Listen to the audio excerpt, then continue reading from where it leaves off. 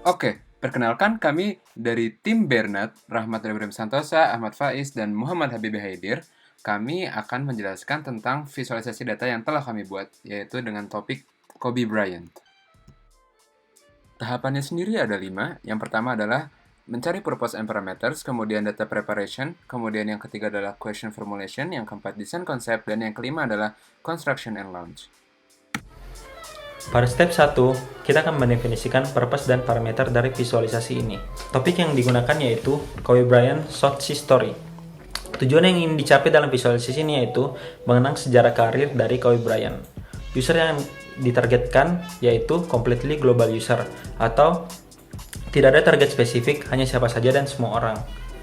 Untuk intensi dalam visualisasi ini, fungsi yang digunakan adalah explanatory, yaitu menjelaskan tentang informasi Kobe Bryant selama bermain bola basket sepanjang hidupnya.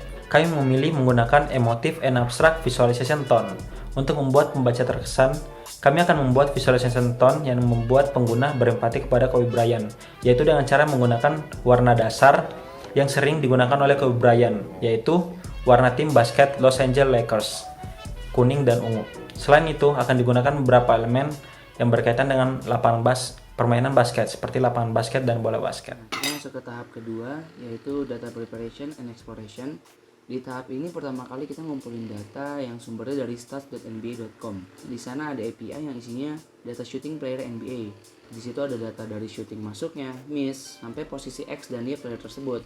Kita juga melakukan data scraping dari web basketballreference.com. Nah, jadi sebelum kita analisis, kita menghapus dulu nih kolom-kolom yang nggak kita butuhkan, dan juga row atau shooting Kobe Bryant yang sifatnya adalah shooting pada saat game playoff, karena fokus kita di sini adalah poin-poin dan shooting yang Kobe Bryant lakukan pada regular session. Lalu data terakhir yang kita tambahkan, kita cari sendiri, yaitu jumlah trofi yang diperoleh oleh Kobe Bryant untuk menambahkan pesan tambahan dalam visualisasi. Untuk hal ini kita mengeceknya secara manual, kita catat, dan karena kuantitasnya sedikit bisa langsung kita cari sendiri. Dalam step 3, terdapat beberapa hal yang akan dijelaskan. Yang pertama adalah editorial focus. Kita akan menceritakan tentang sejarah kemampuan Kobe Bryant dalam bermain basket selama hidupnya. Nah, dalam visualisasi ini, kita akan berfokus pada pemaparan Kobe Bryant, seberapa hebat dia semasa hidupnya dalam bermain basket. Nah, setelah mulai visualisasi ini, kita mengharapkan pembaca dapat menjawab pertanyaan-pertanyaan tentang karir Kobe Bryant selama hidupnya. Nah, reasoning yang digunakan adalah deductive reasoning, yaitu dengan cara mencari bukti-bukti atau data untuk menjelaskan tentang sejarah karir Kobe Bryant. Dalam membuat naratif struktur terdapat 3 hal yang penting, yaitu genre yang digunakan adalah partition poster. Nah, untuk visual narrative tactics, visual structuring yang digunakan adalah consistent visual platform. Highlighting yang digunakan adalah feature distinction, dan messaging yang digunakan adalah object continuity. Dalam naratif struktur tactics, ordering yang digunakan adalah linear. Untuk interactivity-nya kita belum menggunakan apa-apa karena ini masih static visualization. Untuk messaging yang digunakan terdapat beberapa hal, yaitu caption atau headlines, annotation, dan juga introductory text. Oke, terima kasih Habibie telah membicarakan tentang tahap ketiga. Sekarang saya akan membahas tentang tahap selanjutnya, yaitu desain konsep. Yang pertama, representasi dari data yang kita miliki. Jadi chart yang kita pakai itu ada 3. Yang pertama dan yang paling keren yaitu scatter plot. Jadi di sini kita pengen mapping shooting Kobe Bryant, karena kita punya data lokasi tadi ya. Kita mapping dalam suatu Cartesian XY yang nantinya ini akan menjadi metafora sebuah lapangan basket. Makanya itu bakal keren banget lah. Lalu yang kedua, kita juga nge-compare kategori-kategori memakai vertical stacked bar chart.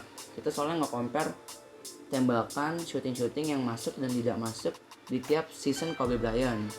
Nah, yang terakhir kita pakai column chart untuk compare jumlah poin Kobe Bryant dengan pemain NBA lainnya selama sejarah NBA. Nah, presisi yang kita butuhin di sini yang harus kita perhatikan adalah tinggi dari tiap barnya, karena kita ada stacked bar chart dan juga column chart. dan juga posisi titik dalam aksisnya karena kita pakai scatter plot tadi, dan terakhir warna dari map yang kita pakai.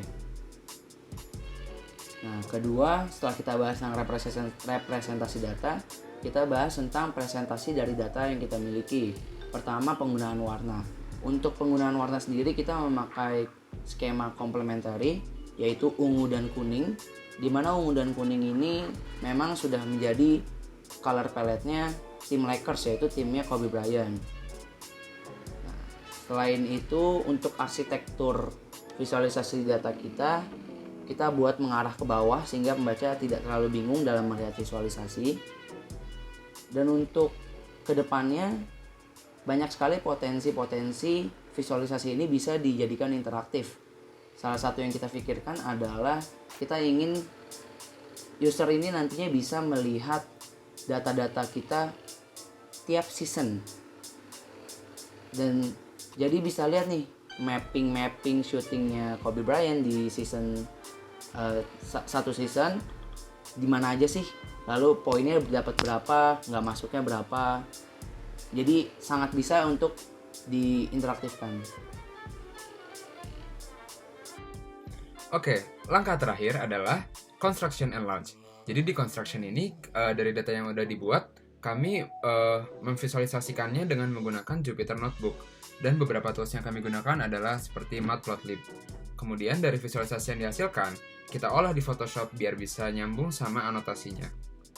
Kemudian setelah semuanya layouting selesai dan semua sudah disatukan di Photoshop, sudah jadilah visualisasi data itu.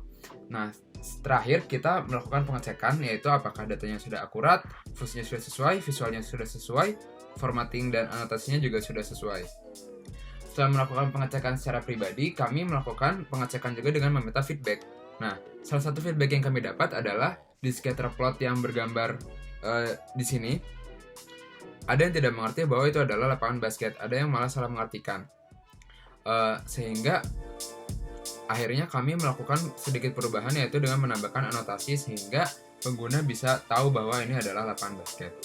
Setelah dilakukan pengubahan, kemudian visualisasi data kami sudah selesai dan akhirnya sebagai hasilnya adalah sebagai berikut.